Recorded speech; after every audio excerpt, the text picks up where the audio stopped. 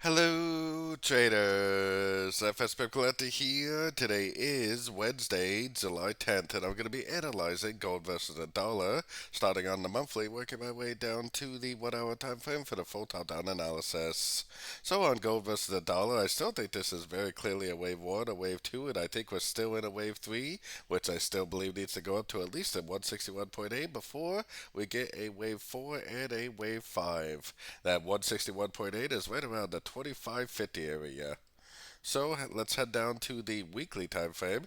On the weekly time frame, I'm still looking at this as almost likely subdivisions of a wave 3. So this is a wave 1, this is a wave 2, this is subdivision 1, 2, 3, 4, and we probably already ended the wave 4, and we have probably already continued up for the wave 5.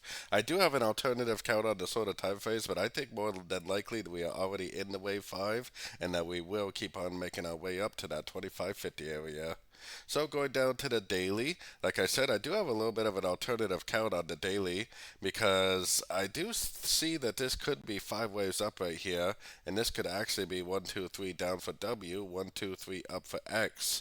If that is correct, then would actually make probably 1, 2, 3 waves down for Y, and then end up continuing the uptrend.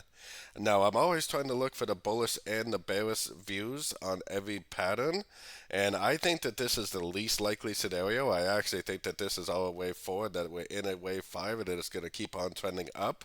But if it does not keep on trending up and it does not keep on making higher highs, higher lows, higher highs, higher lows, then we can look at this alternative WXY count as an alternative bearish count. So let's head down to the weekly time frame. On the weekly time frame, like I said, I still think that we are in a wave 5. I just have this as an alternative count. Currently, I have my Fibonacci retracement on here because it kind of does look to me like it may try to make another attempt down before it actually does go up to make a more proper looking A, B, and C correction before it ends up continuing the uptrend. But the trend is technically up, and sometimes what we think is a wave B will just keep on trending up, making higher highs and higher lows. So let's head down to the 1 hour time frame. On the 1 hour time frame, I'm watching these Fibonacci retracement levels right here. Like I said, I feel like this is impulsive up 1, 2, 3, 4, 5. I feel like this is likely a wave A. I think this is more of a 3 wave pattern down, which makes me think it is a wave B, and it makes me think that this move up right here is eventually going to bounce off a fib level, like the 51 and the 61.8.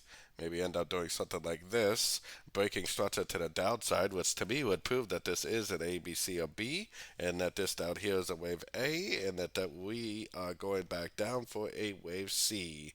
I think this is the most likely scenario, this ABC correction, which would lead to an continuation of the uptrend, maybe towards the end of the week.